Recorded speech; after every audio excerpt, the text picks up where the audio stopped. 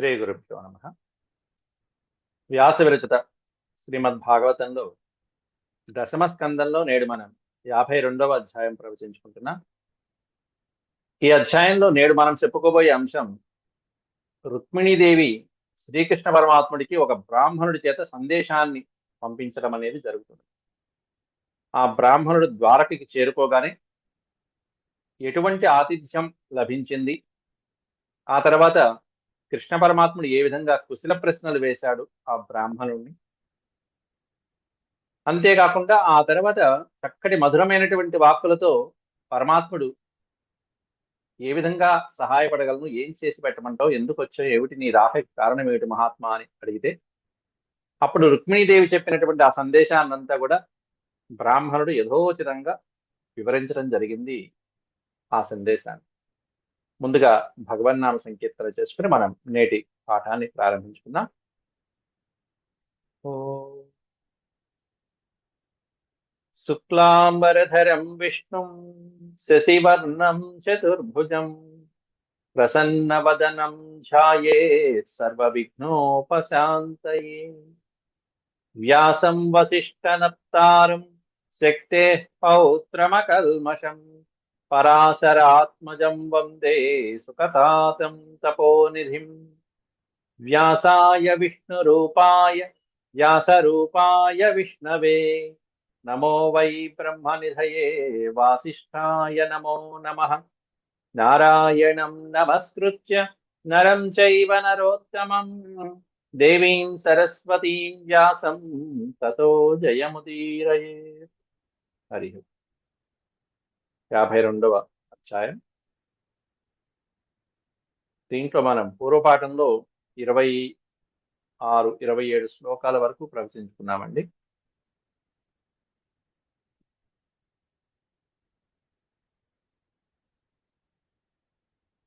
ద్వారకాం సమభ్యేత్య ప్రతీహారై ప్రవేశితః అపశ్యదాద్యం పురుషమాసీనం కాంచనాసనే. ఆ శ్లోకం వరకు చెప్తున్నా. రుక్మిణీదేవి చేత పంపించబడినటువంటి ఒక బ్రాహ్మణోత్తముడు, అగ్నిజ్యోతనుడు అతని పేరు. ఆ అగ్నిజ్యోతనుడు అనేటువంటి బ్రాహ్మణుడు రుక్మిణీదేవి యొక్క సందేశాన్ని తీసుకొని అక్కడి నుంచి ప్రయాణం చేసి, ఆవిడ ఉండేటువంటిది ఎక్కడ, విదర్భ అని మనం చెప్పుకున్నాం. విదర్భ, ఆ విదర్భ నుంచి ప్రయాణం చేసి ఇక్కడికి వచ్చాడు ద్వారకకి. విదర్భకి ద్వారకకి అంటే నాగపూర్ నుంచి ఎక్కడ ద్వారక ఎక్కడ నాకు. పైగా ఆయన ఎక్కువగా కాలినడకతో ప్రయాణించాడు. ఆ బ్రాహ్మణోత్తముడు దాదాపు నిరాటంకంగా 7 రోజులు ప్రయాణం చేసి ద్వారకకి చేరుకున్నట్ట. 7 రోజులు ప్రయాణం చేసి ఆ భూసురోత్తముడు ఈ రథాలు లేకపోతే వేరేవేవైనా వాహనాలు అధిరోహిస్తే మళ్ళీ అక్కడ ఈ రుక్మిణీదేవి యొక్క సోదరుడైనటువంటి రుక్మి వలన ఏదైనా ప్రమాదం జరుగుతుందేమో, అనుమానిస్తాడేమో, దేశ సరిహద్దులు దాటి వెళ్తున్నాడు ఎవరు అని చెప్పి ఈ విధమైనటువంటి అనుమానాలు సైనికులు కనుక్కోవడం, ఈ ఆరా తీటాలు ఉంటాయి ఎందుకులే అని చెప్పి కాలినడకన వెళ్తూ అనేక వనాలు ఉపవనాలు పట్టుకుంటూ 7 రోజులు ప్రయాణించి ద్వారకా నగరానికి చేరుకున్నాడు పాపం ఈ బ్రాహ్మణోత్తముడు అగ్నిజ్యోతనుడు. అటు స్వామి కార్యం చేయడానికి, అందులోనూ అమ్మవారికి అత్యంత ప్రియమైనటువంటి కార్యం. ఎంత పుణ్యాత్ముడో ఆ బ్రాహ్మణుడు. అటు పక్కన శివపార్వతులకి వివాహం జరిపించారు సప్తఋషుల పైన. అట్లాగే ఇక్కడ రుక్మిణీ కళ్యాణం జరిపించినటువంటి వాడు ఎవరై అంటే, ఈ పెళ్లి పెద్ద ఎవరై అంటే, ఇగో ఈ వ్యవహారం నడిపిన వాడు అగ్నిజ్యోతుడు అనే బ్రాహ్మణుడు. 7 రోజులు ప్రయాణం చేశాడు పాపం. ఎక్కడో ఆ ద్వారకకి చేరుకున్నాడు. ఏమిటా చూస్తే ఏదో పట్టణంలాగా ఉంది. నిద్రపోయి లేచాడు. లేచేటప్పటికి మంచి ద్వారకా నగరం. ఏమిటండి ఇది, ఏం పట్టణం అంటే ఇదే ద్వారకా అండి అన్నారు అక్కడ అందరూ. అలా ముందుకు వెళ్తున్నాడు. ఎలా వెళ్ళాలి, ఎక్కడికి వెళ్ళాలి ఏమిటో తెలియదు. అద్భుతమైనటువంటి ఆ సుధర్మ అనేటువంటి రాజభవనంలోకి ప్రవేశించేశాడు. ద్వారకాంస సమభ్యేత్య, ద్వారకా నగరానికి సమీపించి ప్రతీహారై ప్రవేశిత, ప్రతీహారుల యొక్క సహాయంతో ప్రవేశించాడు. అలా ఎవరన్నా అడ్డుపడతారేమో అనుకుంటే ఓహో, ఎవరు అడ్డుపడతారు? అసలైతే మామూలుగా అయితే మహారాజు గారు చాలా అత్యంతమైనటువంటి ముఖ్య సమావేశాల్లో ఉన్నారను, లేకపోతే ముఖ్యమైన కార్యక్రమాల్లో ఉన్నారని అని చెప్తారు. బ్రాహ్మణోత్తముడు రాగానే ప్రతీహారులు లోపలి చక్కగా సాధారణంగా తీసుకువెళ్ళిపోయారు. అక్కడ ముఖ్యమైనటువంటి అంతరంగిక మందిరంలో అక్కడ సుధర్మ అనేటువంటి సభలో స్వామి ఏకాంతంగా ఉన్నారు. సభలో ఎవరూ లేకుండా ఈయన కోసమే ఎదురు చూస్తున్నట్టుగా కూర్చున్నాడు ఆయన. అంతే కదా, అమ్మవారి యొక్క సందేశం వచ్చిందంటే అయ్యవారికి తెలీదా? కాబట్టి ఆయన ఎదురు చూస్తున్నారు, ఏం సందేశం తీసుకొస్తున్నాడో, ఎలా వస్తున్నాడో, వచ్చినటువంటి వాడిని ముందు గౌరవించాలి. కాబట్టి ఆ పెళ్లి తొందరలో ఈయన కూడా ఏకాంతంగా సందేశం కోసం చెప్పి కాచు కూర్చున్నట్టు కూర్చున్నాడు కృష్ణ పరమాత్ముడు కూడా. అపశ్యదాద్యం పురుషమాసీనం కాంచనాసనే. ఆ సుధర్మ అనేటువంటి సభలో అద్భుతమైనటువంటి పురుష సింహం, పురుషం ఆద్యం పురుషం, మొత్తం విశ్వానికి ఆది పురుషుడైనటువంటి పరమ పురుషుడైనటువంటి ఆయన స్వర్ణమయమైనటువంటి సింహాసనంలో కూర్చుని ఉండటాన్ని తిలకించాడు బ్రాహ్మణోత్తముడు అగ్నిజ్యోతనుడు. వెంటనే బ్రాహ్మణోత్తముడిని చూడంగానే శ్రీకృష్ణ పరమాత్ముడు ఏ విధంగా అతిథి సత్కారం చేశాడు అనేటువంటి. కృష్ణ పరమాత్ముడు ఆయన ఆయన యొక్క చర్యల ద్వారా మనకి అద్భుతమైనటువంటి సందేశం చెప్పింది ఏంటంటే, బ్రాహ్మణుల్ని గౌరవించడం అనేటువంటిది ఆయన చేసినటువంటి గొప్ప ఘనకార్యం. ఎక్కడైనా సరే వస్తున్నటువంటి బ్రాహ్మణుడు ఎప్పుడు కూడా ఆయన సింహాసనంలో కూర్చున్నా ఎక్కడ ఉన్నా సరే వెంటనే లేచి ఎదురు వెళ్ళి వాళ్ళని తీసుకుని వచ్చి సాదరంగా పాద ప్రక్షాళన చేసి ఆ అభిషేక జలాన్ని, పాద ప్రక్షాళన చేసిన జలాన్ని శిరసును జల్లుకోవడం అనేటువంటిది శ్రీకృష్ణ పరమాత్ముడు చేసిన పని.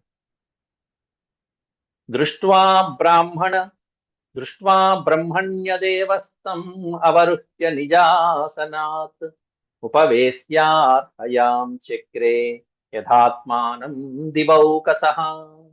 దృష్ట్వా బ్రహ్మణ్యదేవ తం అవరుహ్య నిజాసనాత్, నిజ ఆసనాత్, తాను కూర్చున్నటువంటి ఆ బంగారమైనటువంటి స్వర్ణ సింహాసనంలోంచి అవరుహ్య వెంటనే దిగివచ్చి శ్రీకృష్ణ పరమాత్ముడు బ్రాహ్మణోత్తముడిని చూడంగానే దిగొచ్చేశాడు.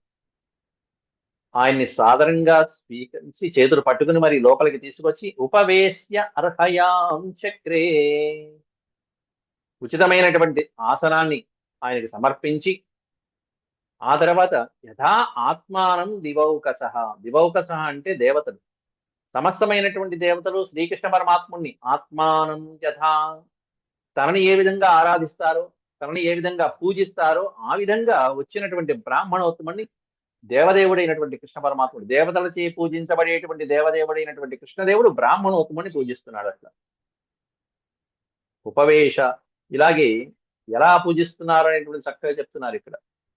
అంతకుముందు అక్రూరుని ఇలాగే పూజించాడు కృష్ణ పరమాత్ముడు. ఆ మధుర నుంచి వచ్చినటువంటి కంసుడి చేత పంపించబడినటువంటి అక్రూరుని అలా వస్తే కృష్ణ పరమాత్ముడు వచ్చినటువంటి అక్రూరుని పాదసేవ చేసి మరి ఆనందంగా, ఎంతో అలసిపోయి వచ్చావు నువ్వు మాకు పెద్ద తండ్రివి, తండ్రితో సమానుడైనటువంటి వాడివి అని చెప్పి పాదసేవ చేస్తూ పాదాల దగ్గర కూర్చుంటే అక్రూరుడు ఆశ్చర్యపోయాడు. అసలు మాట్లాడతాడో లేదో, దర్శనం ఇస్తాడో లేదో అనుకున్నటువంటి పరమాత్మ కాస్త వచ్చి మరి పాదాల దగ్గర కూర్చుని ఆ పాదాలు ఒళ్ళో పెట్టుకుని మరి పాదసేవ చేస్తూ అలసటంతా తీరిస్తే అక్రూరుడి ఆనందం అంతా ఇంత కాదు. ఏమ ఆనందము! వాళ్ళు ఎంత అదృష్టవంతులు! ఇక్కడ కూడా అంతే, ఎంతో మంది బ్రాహ్మణులు ఉన్నారు, కానీ ఈ బ్రాహ్మణుడికి ఈ అదృష్టం దక్కింది. వచ్చినటువంటి ఆ బ్రాహ్మణుడు ఎప్పుడైనా సరే పెద్దవాళ్ళని చూస్తే చిన్నపిల్లల యొక్క ప్రాణాలు అనేటువంటివి ఎప్పుడు కూడా పైకి లేస్తూ ఉంటాయి, లోపల ఉన్నటువంటి ప్రాణాలు.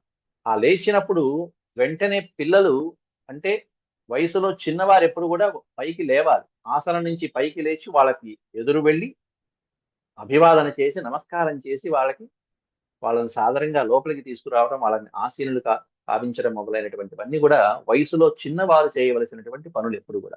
తద్వారా వాళ్ళకి ఆయుర్దాయము, ఆయుష్ మొదలైనటువంటివన్నీ కూడా చక్కగా పెరుగుతూ ఉంటాయి. దీనివల్ల వాళ్ళకి రావాల్సినటువంటి సంపదలన్నీ వస్తూ ఉంటాయి. అట్లా ఇక్కడ కూడా కృష్ణ పరమాత్ముడు అంత ఉత్తమమైనటువంటి జన్మనెత్తినటువంటి బ్రాహ్మణ ఉత్తముని సింహాసనం నుంచి ఎదురు వెళ్ళి తీసుకువస్తున్నాడు. కృష్ణుడి కంటే వయసులో మరి పెద్దవాడు కదా, రుక్మిణీదేవికి గురువు అంతటి వాడు బ్రాహ్మణోత్తముడు. కాబట్టి అలా పెద్దవాడు రాగానే ముందు ఆసనం నుంచి మనం లేవాలి. ఆ లేచినప్పుడు ఆ ప్రాణాలు అనేటువంటివి నిలబడతాయి. ఇంకా పెద్దవాళ్ళని చూడంగానే పిల్లల ప్రాణాలు పైకి లేస్తూ ఉంటాయి.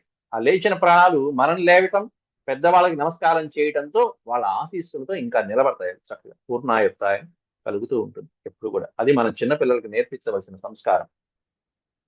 వచ్చినటువంటి అతిథికి చక్కగా తం భుక్తవంతం విశ్రాంతముపగమ్య సతాం గతి పాణినాభిమృశన్ పాదావవ్యగ్ర పాదావవ్యగ్రస్తమపృచ్ఛత. పాదౌ తం అపృచ్ఛత. సంభుక్తవంతం. చక్కగా వచ్చినటువంటి అతిథికి ఎంతో అలసిపోయి వచ్చాడు ముందు, కాబట్టి ఎన్నాళ్ళైందో సుష్టిగా భోజనం చేసి, పైగా వీళ్ళు బయట ఏమి తినేటువంటి వాళ్ళు కూడా కాదు, ఏది పడితే అది తినేవాళ్ళు కాదు, ఏదన్నా పళ్ళు ఫలహారాలు మొదలైనటువంటివి తినేటువంటి వాళ్ళు తప్ప వండుకుని తినేటువంటి వాళ్ళు కాదు. ఎంత తొందరగా వేగంగా వచ్చాడో తెలియదు. కాబట్టి ముందు వచ్చినటువంటి ఆకలిగా వచ్చిన అతిథికి చక్కగా భోజనం పెట్టించి విశ్రాంతముపగమ్య సతాం గతి.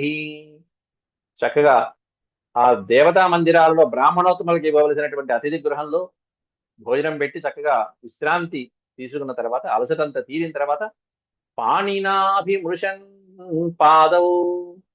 అలసిపోయి వచ్చినటువంటి పాదాలు, 7 రోజులు ఏకధాటిగా నడిచి వచ్చినటువంటి పాదాలు, స్వామి కార్యం కోసం, అమ్మవారి కార్యం కోసం వచ్చినటువంటి ఆ పాదాలని ఆయన ఒళ్ళో పెట్టుకుని పాణినా అభిమృషన్ పాదవు.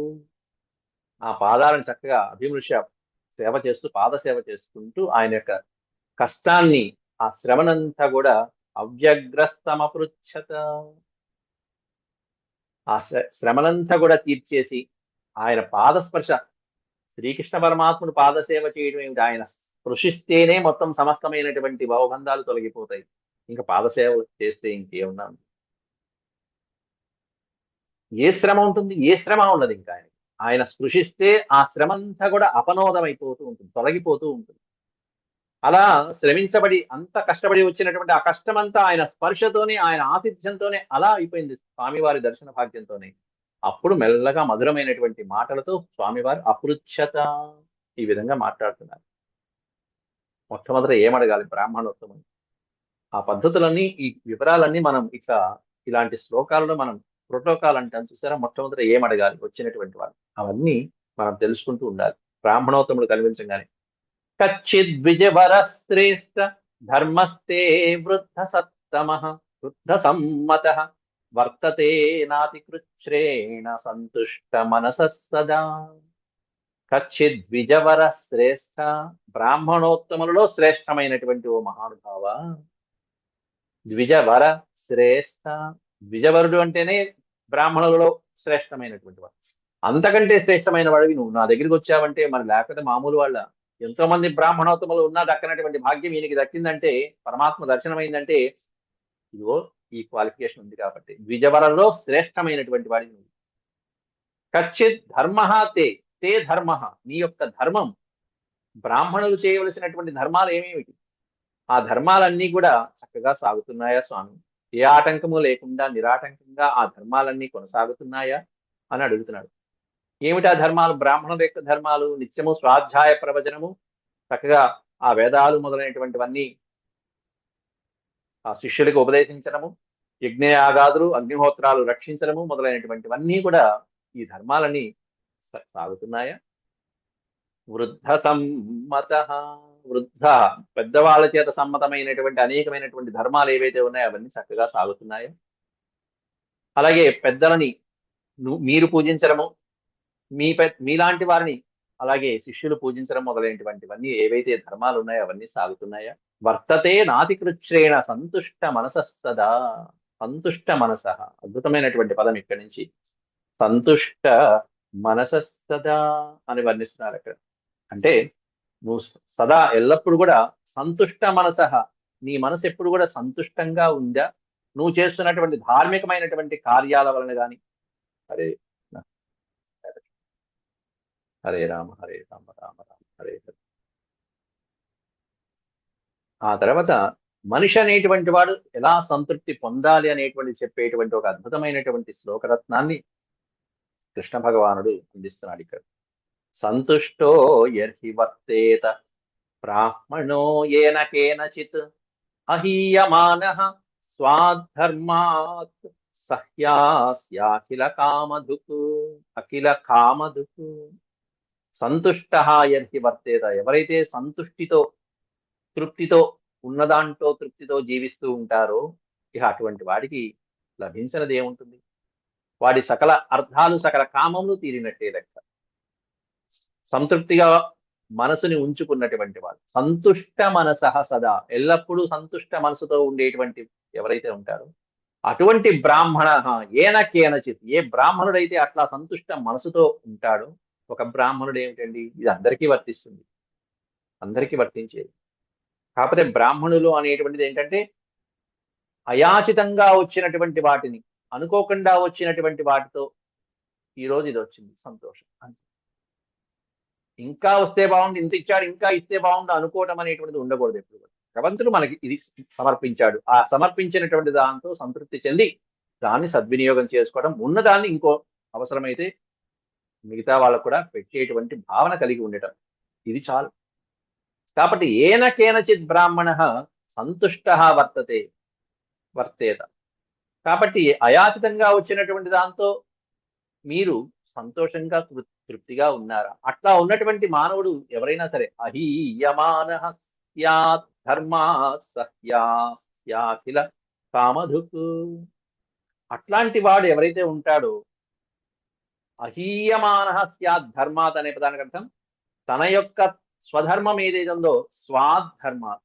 స్వ అంటే తన యొక్క ధర్మము నుండి చ్యుతి కాకుండా, హీయమానః చ్యుతి, త్యాజ్యము మొదలైన పదాలు.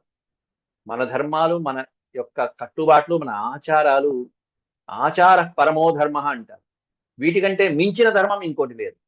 కాబట్టి మన ఆచారాలు ముందు మనం పాటించుకుంటూ వెళ్ళాలి కానీ, మన ఆచారాలు కట్టుబాట్లు మన ధర్మాలని వదిలిపెట్టేసి పరధర్మాలను పూసుకోవడం అనేటువంటిది అంతకంటే హీనాతిహీనమైనటువంటిది ఇంకోటి ఉండదు. కాబట్టి అహీయమాన స్వాధర్మ, మన ధర్మము నుండి చ్యుతి కాకుండా, తొలగకుండా దాన్నే పట్టుకుని జాగ్రత్తగా బ్రాహ్మణుడు ఆ విప్రధర్మాలు గనక పాటిస్తే, అట్లాంటి బ్రాహ్మణోత్తముడికి అఖిల కామధుక్ హీ ప్లస్ అస్య అఖిల కామధుక్ విడతీస్తే, అఖిల కామధుక్ అంటే సమస్తమైనటువంటి కోరికలు కూడా నెరవేరుతూ ఉంటాయి. అఖిల కామధుక్ ఎట్లాంటి వాడికంటే ఆ పైన చెప్పినటువంటి విధంగా తృప్తి పొందేటువంటి వాడు, తన ధర్మాన్ని పాటించేవాడు, పరధర్మాన్ని పూసుకోకుండా ఉండేటువంటి బ్రాహ్మణోత్తముడు ఎవడైతే ఉంటాడో అట్లాంటి వాడి యొక్క కోరికలన్నీ కూడా తృప్తిగా, సంతోషంగా, సంపూర్ణంగా నెరవేరుతాయంటంలో. అంటే దాని అర్థం ఏమిటంటే వాళ్ళు వాళ్ళ ధర్మాన్ని విడవకుండా పాటిస్తున్నారు, వచ్చిన దాంతో తృప్తి పడుతున్నారు. కాబట్టి రామాయణం దగ్గర నుంచి చెప్పినటువంటి మాట ఒకటే, ధర్మో రక్షతి రక్షతి. మనం ఏ ధర్మాన్ని అయితే మనం రక్షిస్తూ ఉంటామో ఆ ధర్మమే మనల్ని రక్షిస్తూ ఉంటుంది. రక్షిత ధర్మ రక్షతి, నీ చేత రక్షించబడిన ధర్మమే నిన్ను రక్షిస్తూ ఉంటుంది. కాబట్టి ఇక్కడ కూడా, కాబట్టి ఆ ధర్మపాలన అనేటువంటిది, ధర్మాన్ని రక్షిస్తూ ఉండేటువంటి బ్రాహ్మణోత్తముడు, తృప్తిగా ఉండేటువంటి బ్రాహ్మణోత్తముడికి సమస్త కోరికలు నెరవేరుతాయి, ఇందులో సందేహమే లేదు. ఇది కృష్ణ పరమాత్ముడు చెప్పినటువంటి మాట, అందరికీ వర్తించేటువంటి మాట. ఇది మనం వృద్ధాప్యంలో సంతోషపడి తృప్తి పొందడం కాదు, మనం 25 సంవత్సరాల ప్రాయం నుంచి కూడా మనం అలవాటు చేసుకోవాల్సినటువంటి లక్షణం ఇది, తృప్తి అనేటువంటి. సంపాదిస్తున్న కొద్దీ ఇంకా ఎన్ని లక్షలు వస్తాయి, ఇంకా ఎన్ని లక్షలు వస్తాయి, లేకపోతే అది ఇచ్చాడు ఇంకా ఇస్తే బాగుండు, అది ఇస్తే బాగుండు అనేటువంటి దాంతో కాకుండా, ఆ తర్వాత కూడా శ్లోకంలో అదే చెప్తున్నారు, అసంతుష్టో అసకృత్ లోకానాప్నోత్యపి సురేశ్వర అంటున్నాడు అక్కడ. సురేశ్వర అంటే దేవతలకు అధిపతి అయినటువంటి ఇంద్రుడు. అట్లాంటి ఇంద్రుడు, స్వర్గలోకానికి అధిపతి అయినటువంటి ఇంద్రుడు స్వర్గలోక ఆధిపత్యాన్ని పొంది కూడా ఒకవేళ గనక అసంతృప్తిగా ఉంటే ఏ లోకాలైనా ఏం సరిపోతాయి, ఇంకా బ్రహ్మలోకం కావాలని, ఆ కావాలి, అది కావాలి. ఎవరికి? అసంతుష్ట అన్నాడు. అసంతుష్ట అనే పదానికి అర్థం సంతృప్తి లేనటువంటి వాడికి ఎన్ని ఉత్తమమైనటువంటి స్థానాలు ఇచ్చినా, ఎంత ఉద్యోగాలలో ఎన్ని ప్రమోషన్లు వచ్చినా కూడా, ఐశ్వర్య సంపదల్లో ఎంత తులతూగుతున్నప్పటికీ కూడా అసంతుష్ట మనసః మానవ, అటువంటి వాడికి ఎన్ని స్వర్గలోకాలు ఇచ్చినా సరే, అసకృల్లోకాన్ ఆప్నోత్యపి సురేశ్వర, ఇంద్ర పదవి వచ్చినప్పటికీ కూడా, అద్భుతమైనటువంటి స్వర్గలోక ఆధిపత్యం వచ్చినప్పటికీ కూడా, ఇది ఇంద్ర పదవి, బ్రహ్మలోకం వస్తే బాగుండే, ఇదేముంది చంద్రలోకమే కాదు, చంద్ర పదవి కాదు, ఇంద్రలోకం వస్తే బాగుండే, ఇంద్రలోకం కాదు, బ్రహ్మలోకం వస్తే బాగుండే, బ్రహ్మలోకం కాదు, ఇంకా పైన ఉన్న పరబ్రహ్మలోకం ఏమైనా ఉందా? ఈ విధమైనటువంటి అసంతృప్తి అనేటువంటి మానవుడికి ఉంటూ ఉంటుంది. అది లేకుండా ఉంటే మంచిదని చెప్తున్నారు అక్కడ. అకించనోపి సంతుష్ట సేతే సర్వాంగ విజ్వర. కాబట్టి అలాంటి సుఖము సంతోషము ఎవరికైతే ఉంటాయో అట్లాంటి వాడు సర్వము పొందినటువంటి వాడు. వాడు హాయిగా సేతే, సేతే అనే పదానికి అర్థం నిద్రించుట అని అర్థం. సేతే అకించనోపి, అకించన అంటే కించిత్తు కూడా ఏమీ లేనటువంటి వాడిని అకించన అంటారు. అంటే దరిద్రుడు అని చెప్పవచ్చు. ఏమాత్రము ధనము లేనటువంటి ఒక పేదవాడు, కానీ వాడికి ఏముంది అంటే సంతుష్ట మనస, సంతోషించేటువంటి మనసు ఉంది. భగవంతుడు ఇది ఇచ్చాడు, దీంతో సంతృప్తి పొందుదాం అనేటువంటి మనసు ఉన్నటువంటి వాడు దరిద్రుడైనప్పటికీ కూడా వాడు హాయిగా చేతే సర్వాంగ విజ్వర, సమస్తమైనటువంటి బాధలు కష్టాలు, విజ్వర అంటే బాధలు, వాడికి ఎన్ని బాధలు ఉన్నప్పటికీ కూడా, ఎన్ని కష్టాలు ఉన్నప్పటికీ కూడా వాటన్నిటిని పక్కన పెట్టేసి హాయిగా నిద్రపోతాడండి. భగవంతుడు ఇది ఇచ్చాడు చాలు, రేపు చూసుకుందాం. అది అది తప్పనిసరిగా ఉండాలి. ఎవరికి ఉంటుంది అంటే చాలా కొద్ది మంది మాత్రమే ఉంటుంది ఈ అలవాటు, సంతోషించే తృప్తి పొందేటువంటి అలవాటు. విప్రాన్ స్వలాభ సంతుష్టాన్, ఇవన్నీ వచ్చినటువంటి ఆ బ్రాహ్మణోత్తముడికి అగ్నిజ్యోతకుడు అనేటువంటి బ్రాహ్మణుడు రుక్మిణీదేవి చేత పంపించబడినటువంటి సందేశ వార్తాహరునికి కృష్ణ పరమాత్ముడు కుశల ప్రశ్నలు వేస్తూ చెప్తున్నాడు, అడుగుతున్నాడు. ఎలా ఉన్నారు, మీ అగ్ని కార్యాలు బాగా సాఫీగా సాగుతున్నాయా, మీకేం ఇబ్బంది కలగటం లేదుగా, మీరు ఉన్నదాంతో తృప్తి పొందుతున్నారా అని అడగటం. విప్రాన్ స్వలాభ సంతుష్టాన్ సాధూన్ భూత సుహృత్తమాన్ నిరహంకారిణ శాంతాన్ నమస్యే శిరసా సకృత్.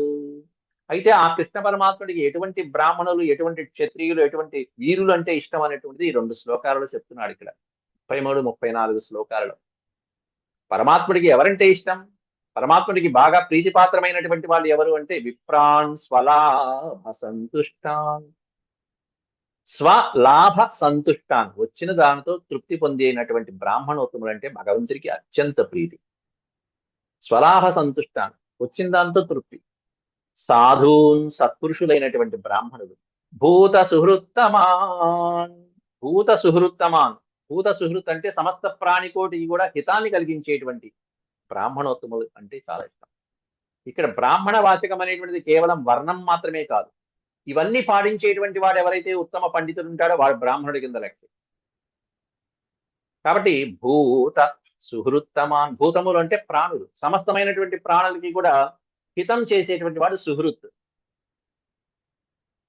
అంటే వాళ్ళ బాగోగులు కోరుకుంటూ సర్వే జనా సుఖినో భవంతు అని నిత్యము మనం కోరుకునేటువంటి ఏ విప్రోత్తముడు ఉంటాడో అటువంటి వాళ్ళంటే నాకు చాలా ఇష్టం.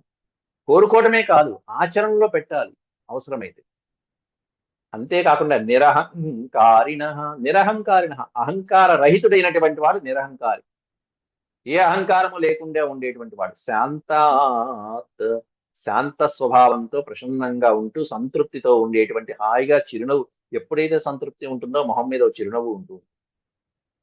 అట్టా ఉన్నటువంటి వాడికి నేను ఎప్పుడు కూడా శిరస్సు వంచి నమస్కరిస్తానయ్యా అని కృష్ణ పరమాత్ముడు చెప్తున్నాడు. పరమాత్ముడే నమస్యే శిరసాసకృత్, అటువంటి బ్రాహ్మణోత్తముడికి నేను శిరస్సు వంచి పాదాభివందనం చేస్తాను, నమస్కారం చేస్తానంటూ కృష్ణ పరమాత్ముడు చెప్తున్నాడు. అలాగే కచ్చిద్వ కుశలం బ్రహ్మన్ రాజతో యస్య హి ప్రజా సుఖం వసంతి విషయే పాల్యమానా సమే ప్రియా. అంతేకాదు, ఇదిగో వీళ్ళన్నా కూడా నాకు ఇష్టమేనయ్యా, చక్కగా పరిపాలించేటువంటి రాజులు ఉంటారు చూసారా, అటువంటి రాజులన్నా కూడా నాకు ఇష్టమే. ఎందుకంటే ఆ ఒక్క మహారాజు వలన సమస్తమైనటువంటి ప్రజలందరూ ఆనందంగా ఉంటారు. సమస్తమైన ప్రజల్ని కూడా ఆనందంగా సంతోషంగా పెట్టగలిగినటువంటి రాజు, అట్లాంటి రాజు అంటే నాకు ఇష్టం. కచ్చిద్వ కుశలం బ్రహ్మన్, హే బ్రహ్మన్, ఈ బ్రహ్మన్ అనేటువంటి శబ్దం బ్రహ్మవాచకం. ఓ బ్రాహ్మణోత్తమ, బ్రహ్మతో సమానం కాబట్టి హే బ్రహ్మన్, కచ్చిద్వ కుశలం, మీరందరూ క్షేమంగా ఉన్నారా, మీరు మీ కుటుంబము అక్కడ ఉన్నటువంటి బ్రాహ్మణోత్తములందరూ కుశలంగా ఉన్నారా, ఇంకా ఎక్కడి నుంచి వస్తున్నారో అడగదా, ఆయనకేం తెలియనట్టు అడుగుతున్నాడు. ముందు మీరెవరు అని అడగల, ఆ ప్రశ్న రాలేదు. చూడండి, కృష్ణ పరమాత్ముడి యొక్క నోటి నుండి నీవెవరు అనే పదం రాలా ఇంతవరకు. ఏమడుగుతున్నాడు, మీరు బ్రాహ్మణోత్తములు, పాదజలం చల్లుకున్నాడు, భోజనం పెట్టాడు, ఎవరు ఏమిటి అని అడగకుండా పెట్టేశాడు. ఇది ఆతిథ్యం అంటే. ఎవరు నువ్వు, ఎందుకు వచ్చావు, ఎంతమంది ఉన్నారు, ఇవేం అడగల. ఎక్కడి నుంచి వచ్చావు కూడా అడగల. ఇప్పుడు తర్వాత అడుగుతాడు. కాబట్టి ముందు ఆతిథ్యం చేయవలసినటువంటి కార్యక్రమాల్లో ఇది ప్రోటోకాల్ పాటించవలసింది. ముందు రావటం, ఆతిథ్యం, సింహాసనం ఇవ్వటం, భోజనం పెట్టడం, తర్వాత మధురమైనటువంటి వచనాలతో, మధురమైనటువంటి వాక్కులతో వచ్చినటువంటి వాళ్ళ కష్టాన్ని పోగొట్టి అద్భుతమైనటువంటి వచనాలు, ఎప్పుడు కూడా బాగున్నారా అనే కుశల ప్రశ్నలతో వచ్చినటువంటి వాళ్ళని ముందు ఈ విధంగా మాట్లాడారు. ఇంట్లో కొంతమంది ఇప్పుడు పిల్లలు చూడండి, ఎవరైనా అతిథి వచ్చారంటే నాన్న అంకుల్ వచ్చారు అని మనకు అప్పచెప్పేసి వెళ్ళిపోతూ ఉంటారు అప్పుడప్పుడు. అట్లాంటి పిల్లలకి మనం నేర్పించాలి. వెళ్ళిపోవడం కాదు, వెళ్ళిపోయి వాళ్ళు మళ్ళీ ల్యాప్టాప్ ముందు, సెల్ ఫోన్ ముందు చూసుకోవడం కాదు. వాళ్ళకు కూడా నాన్న ఒకసారి మంచినీళ్ళు తీసుకురా అంకుల్కి, ఇలా కూర్చో, ఇది అని పరిచయం చేసి వాడు ఏం చదువుతున్నాడు, ఎట్లా ఉన్నాడు, ఎక్కడ ఉద్యోగం చేస్తున్నాడు అని కాస్త పరిచయం చేసి వాడికి కూడా ఒక 5 నిమిషాలు నాకు కూర్చోబెడితే వాళ్ళకి మెల్లమెల్లగా అలవాటు అవుతూ ఉంటాయి ఇవన్నీ కూడా. అలాగే కచ్చిద్వ కుశలం బ్రహ్మన్, మీరందరూ క్షేమంగా ఉన్నారా అండి అని కుశల ప్రశ్నలు మధురమైనటువంటి వాక్కులు అడుగుతూ, రాజతో యస్య హి ప్రజా సుఖం వసంతి, ఇది ముఖ్యమైన విషయం. ఏ రాజు వలనైతే ప్రజలందరూ కూడా సుఖం వసంతి, సుఖంగా జీవిస్తూ ఉంటారో, విషయే పాల్యమానా సమే ప్రియా, సమస్తమైనటువంటి ప్రాణులని, ప్రజలని ఆనందంగా ఉంచేట్టుగా చూసేటువంటి పాల్యమాన, బహువచనం ఇక్కడ, రాజులు అన్నట్టు, పరిపాలించేటువంటి రాజులు. అలా పరిపాలించేటువంటి ప్రభుత్వాలు గాని, రాజులు గాని, అట్లాంటి వాళ్ళంటే నాకు చాలా ఇష్టమయ్యా బ్రాహ్మణోత్తమ అని చెప్పి ఇప్పుడు అడుగుతున్నాడు. నువ్వు చూస్తే ఎంతో దూరం నుంచి శ్రమపడి వచ్చినట్టున్నావు. ఎవరు రాలేనటువంటి ఈ జలదుర్గంలోకి నువ్వెలా వచ్చావు, ఎక్కడ ఉన్నావు, ఏమిటి సంగతి, ఎవరు నువ్వు అని ఇప్పుడు అడుగుతున్నాడు. యతస్త్వమాగతో దుర్గం నిస్తీర్యేహ యదిచ్ఛయా సర్వం నో బ్రూహ్య గుహ్యం చేత్ కిం కార్యం కరవామతే, కిం కార్యం కరవామతే. యతస్త్వమాగతో దుర్గం, యత అంటే ఎక్కడి నుంచి అయితే నువ్వు వచ్చావో, ఆగతం నువ్వెక్కడి నుంచి వచ్చావో గాని, దుర్గం నిస్తీర్యేహ యదిచ్ఛయ, అంటే నిస్తీర్యేహ అనే పదానికి అర్థం ఏంటంటే ఎవరు కూడా ప్రవేశించ శక్యము కానటువంటి దుర్గమమైనటువంటి దుర్గం ఇది. అత్యంత క్లిష్టమైన, కఠినమైనటువంటి, ప్రవేశింప శక్యము కానటువంటి దుర్గంలో ప్రవేశించో, ఇది జలదుర్గం అని స్వామి అంటున్నాడంటే దాని అర్థం ఏంటండి, ఎవరు ప్రవేశించలేరు. ఎందుకంటే పూర్వపాఠంలోనే మనం చెప్పుకున్నాం, జరాసంధుడంతటి వాడే తిరిగి వెళ్ళిపోయాడు, ప్రవర్షణ పర్వతాన్ని ఎంత దగ్ధం చేసేశాడు, వీళ్ళు కాస్త కనిపించలేదు, వీళ్ళు అక్కడే ఉన్నారు, అక్కడ సముద్రంలో దొరికారు అంతే, అక్కడి నుంచి వెళ్ళిపోయారు వాళ్ళ జలదుర్గానికి. అట్లాంటి వాడు సకల సైన్యంతో, 23 అక్షౌహిణుల సైన్యంతో వచ్చినటువంటి వాడే వెళ్ళిపోయాడు. అట్లాంటిది 7 రోజులు ప్రయాణం చేసి విదర్భ నుంచి ద్వారకా నగరంలో ప్రవేశించడం ఏమిటి, సుధర్మ సభలోకి రావడం ఏమిటి, ద్వారకలో ప్రవేశించి సుధర్మ సభలో ప్రవేశించి స్వామి వారి దర్శనం పొందాడు అంటే ఆ బ్రాహ్మణుడు పరమాత్ముడి యొక్క అనుగ్రహం లేకుండా ఇంత జరగగలదా? లేనే లేదు. అంటే కృష్ణ పరమాత్ముడు తన వివాహానికి కావలసినటువంటి అరేంజ్మెంట్స్ అన్ని ఆయనే స్వయంగా చూసుకుంటున్నాడని దీని ద్వారా మనకు అర్థం అవ్వాలి. ఎందుకు ఆ వివాహం ఆయన స్వయం కోసం, ఆయనకు ఇష్టమైనది కాదు, లోక కళ్యాణం కోసం. రుక్మిణీ కళ్యాణం జరిగింది అంటే లోక కళ్యాణం, అది జగత్ కళ్యాణం కోసం. కాబట్టి ఆ లోక కళ్యాణానికి జరగాల్సినటువంటి దైవ కార్యక్రమాలకి ఇది నాంది. అవన్నీ మనం ముందు ముందు చెప్పుకుంటాం. కాబట్టి అటువంటి ఆ బ్రాహ్మణుడు, ఆ సందేశాన్ని తీసుకొస్తున్నటువంటి బ్రాహ్మణుడు రావాలంటే ఈ కఠినమైనటువంటి ప్రవేశమైనటువంటి ద్వారాలు, ఈ మార్గాలు, ఎక్కడో వనంలో నిద్రపోతున్నటువంటి వాడు కాస్త కళ్ళు తెరిచేటప్పటికి ద్వారకలో ఉన్నాడండి ఈ బ్రాహ్మణుడు, ఇంకా చెప్పాలంటే. అట్లా తీసుకొచ్చేస్తారు స్వామి. అది స్వామి యొక్క అనుగ్రహం. అందువల్ల ఇక్కడ ఏమీ తెలియనట్టుగా అడుగుతారు. మళ్ళీ తెచ్చింది తనే, తెప్పించింది తనే, కానీ ఏం తెలియనట్టు అడుగుతున్నాడు. ఇంత దుర్గమమైనటువంటి ఈ దుర్గానికి, జలదుర్గానికి, మామూలుగా దుర్గాలు 4 రకాలని మనం చెప్పుకున్నాం. జలదుర్గము, గిరిదుర్గము, వనదుర్గము, స్థల దుర్గము. ఈ 4 రకాలైన దుర్గాలలో ఈ జలదుర్గం, జలం మధ్యలో దాదాపు 12 యోజనాలు లోపలికి వెళ్ళిపోయింది సముద్రం, దాని మధ్యలో కట్టుకున్నాం. ఈ విధంగా వచ్చావు. సర్వం నో బ్రూహ్య గుహ్యం చేత్, ఈ బ్రూహ్య గుహ్యం అనే పదాన్ని విడదీస్తే బ్రూహి అగుహ్యం చేత్, నువ్వు వచ్చినటువంటి కార్యం, గుహ్యం అంటే రహస్యము, కానీ పక్కన ఆ అనే అక్షరం ఉంటుంది. బ్రూహ్య అగుహ్యం చేత్, నీ వచ్చినటువంటి పని రహస్యము కాకపోతే బ్రూహి, నో బ్రూహి, మాకు చెప్పు నాయన, నువ్వు వచ్చినటువంటి ఆ కార్యం ఏ పని మీద వచ్చావు, అలాగే నేనేం చేయగలను, నువ్వు వచ్చినటువంటి కార్యానికి నేను ఏ విధంగా సహాయపడగలను, కిం కార్యం కరవామతే, నీకే విధంగా సహాయపడగలను, నన్ను ఏం చేయమంటావు, ఆజ్ఞాపించు మహాప్రభు అన్నట్టుగా కృష్ణ పరమాత్ముడు బ్రాహ్మణోత్తముడికి చెప్తాడు. కిం కరవామ కార్యం తే, నీకే సహాయం చేయబట్టి, ఇది వచ్చినటువంటి అతిథికి మనం చెప్పవలసిన మాట. అతిథి వచ్చారు అంటే ఏం చేసి పెట్టమంటారు, ఏ విధంగా సహాయపడగలరు, ఈ విధంగా మనం మధురమైనటువంటి వాక్కులతో ఆ వచ్చినటువంటి వాళ్ళని మాటలతోనే సగం కష్టాన్ని తొలగించాలి. ఏవం సంపృష్ట సంప్రశ్నో బ్రాహ్మణ పరమేష్ఠిన లీలా గృహీత దేహేన తస్మై సర్వమవర్ణయత్. ఆ విధంగా లీలా గృహీత దేహేన, దేహేన అంటే మానవ దేహాన్ని లీలగా గ్రహించినటువంటి లీలా మానవధారి అయినటువంటి లీలా మానుష స్వరూపధారి అయినటువంటి శ్రీకృష్ణ పరమాత్మ లీలా గృహీత దేహేన, మానవ దేహాన్ని లీలగా ధరించాడట్ల దైవ కార్యం కోసం. అట్లాంటి పురుషోత్తముడైనటువంటి లీలా మానుష విగ్రహమైనటువంటి శ్రీకృష్ణ పరమాత్ముడు సర్వజ్ఞుడైనటువంటి కృష్ణ ప్రభు ఈ విధంగా అడిగేటప్పటికీ ఏవం సంపృష్ట సంప్రశ్న, చక్కటి ప్రశ్నలతో అవసర తీర్చాడు, పాదసేవ చేశాడు, భోజనం పెట్టాడు, మంచి మధురమైన వాక్కులతో ఈ విధంగా అనేటప్పటికీ బ్రాహ్మణ, ఆ బ్రాహ్మణోత్తముడు తస్మై సర్వమవర్ణయత్, సర్వం అవర్ణయత్, అవర్ణయత్ అంటే వర్ణించను, వచ్చినటువంటి పని ప్రారంభించేస్తున్నాడు. ఆలస్యం చేయకుండా నాంచుడు మెల్లగా సుత్తి కొట్టడాలు ఉండకూడదు. ఇలాంటి విషయాలు సందేశము అంటే డైరెక్ట్ గా అక్కడ అమ్మవారు ఏం చెప్పిందో ఆ పదాలు ఒరిజినల్ గా ఉండవలసినటువంటి పదాలన్నీ వాడాల్సిందే. పదాలు మార్చకూడదు ఎప్పుడు కూడా. సందేశం ఇచ్చేటువంటి వార్తాహరులు ఎప్పుడు పదాలు మార్చరు. ఆవిడ అమ్మవారు ఏం చెప్పిందో అదే ఇక్కడ రావాలి అయ్యేవారికి. కాబట్టి ఆ పదాలు యథాతథంగా మనకి ఇస్తున్నారు వ్యాసుల వారు. రుక్మిణ్యువాచ అంటూ తర్వాత శ్లోకం నుంచి ఇస్తున్నారు. రుక్మిణీదేవి అసలు ఏం చెప్పింది, ఏమన్నది అనేది యథాతథంగా మనకి ఇచ్చేశారు వ్యాసుల వారు. అవన్నీ రేపటి పాఠంలో మనం చెప్పుకుందాం. అంతవరకు సెలవు. ఓం శాంతి శాంతి శాంతి. యదక్షరపద భ్రష్టం మాత్రాహీనం చ యద్భవేత్ తత్సర్వం క్షమ్యతాం దేవ. నారాయణ నమోస్తుతే. సర్వం శ్రీకృష్ణార్పణమస్తు. హరి ఓం.